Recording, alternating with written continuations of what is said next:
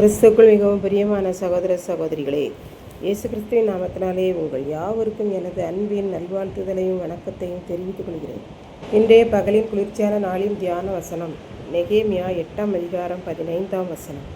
தங்களுடைய சகல பட்டணங்களிலும் எருசலேமிலும் கூறி பிரசித்தம் பண்ணினார்கள். மோசேயின் நியாயப்பிரமாண புஸ்தகத்தில் எழுதியிருக்கிறவைகளை எஸ்ரா வாசிக்கிற போது அதை கேட்ட யூத ஜனங்கள் எல்லாரும் அழுதார்கள்.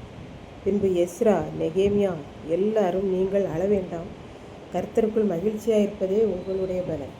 நீங்கள் கொழுமையானவைகளை புசித்து மதுரமானவைகளை குடித்து ஒன்றுமில்லாதவர்களுக்கு உங்கள் பங்குகளை அனுப்புங்கள் என்றார்கள்.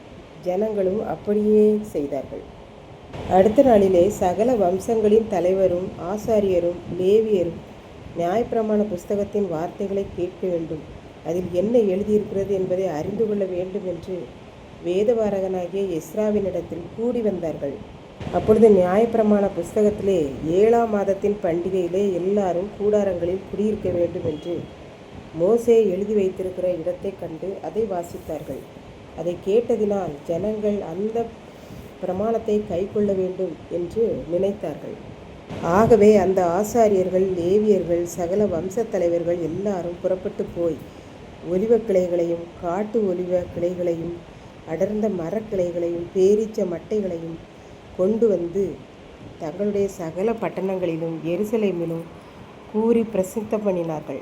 நாமும் வேதத்தை வாசிக்கிறது மாத்திரமல்ல, அதில் எழுதியிருக்கிறவைகளை மக்கள் எல்லாருக்கும் கூறி பிரசித்தப்படுத்த அழைக்கப்படுகிறோம்.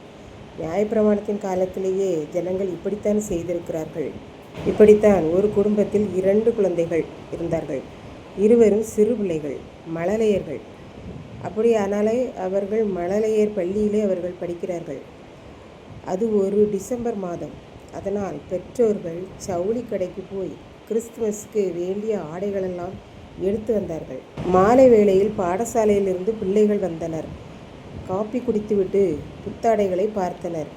ஏன், எதற்கு என்று அம்மாவிடம் விசாரித்தனர்.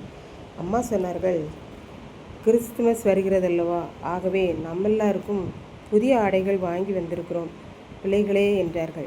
உடனே பிள்ளைகள் இருவரும் சந்தோஷம் தாங்க முடியாமல் துள்ளி குதித்தார்கள். மறுநாள் சீக்கிரமே பாடசாலைக்கு புறப்பட்டு போய்விட்டார்கள்.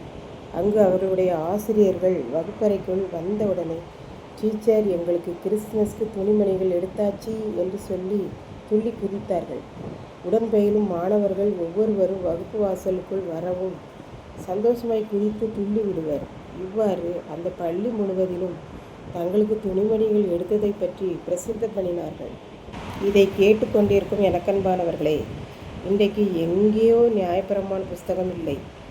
அன்றைக்கு ஆலயத்தில் மட்டும் இருந்தது. இன்றைக்கு நம்மெல்லாருடைய கரங்களிலும் இருக்கிறது. சிலருக்கு 2, 3 கூட இருக்கிறது. அதை நாம் அனுதினமும் வாசிக்கிறோமா? வாசித்ததை புரியும்படி மனதில் நிற்கும்படி வாசிக்கிறோமா? வாசித்ததை கூறி பிரசித்தப்படுத்துகிறோமா என்பதை நாம் சிந்தித்து பார்ப்போம். அன்றைக்கு மக்கள் அவ்வாறு செய்தார்கள். அவர்கள் செய்ததை நாம் வாசிக்கிறதோடு நிறுத்திவிடாமல் ஆண்டவரை மக்களுக்கு கூறி அறிவிப்போம். அதே ஆண்டவர் நம்மிடம் விரும்புகிறார். ஆண்டவருடைய இரட்சிப்பின் சுவிசேஷத்தை பிரசித்தப்படுத்துவோம். ஆசீர்வாதத்தை பெற்றுக்கொள்வோம். கர்த்தர் தாமே இந்த வார்த்தைகளை ஆசீர்வதிப்பாராக. ஆமென். ஜெபம். அன்பின் ஆண்டவரே, இந்த அருமையான நல்ல நாளுக்காக நன்றியோடு ஸ்தோத்திரிக்கிறேன். இப்பொழுது இந்த வார்த்தைகளை கேட்டுக்கொண்டிருக்கிற ஒவ்வொரு பிள்ளைகளும் உம்முடைய வார்த்தைகளை ஜனங்களுக்கு கூறி பிரசித்தப்படுத்த அருள் புரியும். மீட்பர் இயேசு கிறிஸ்துவின் நாமத்திலே தாழ்மையோடு வேண்டிக் கொள்கிறேன் பிதாவே. ஆமென்.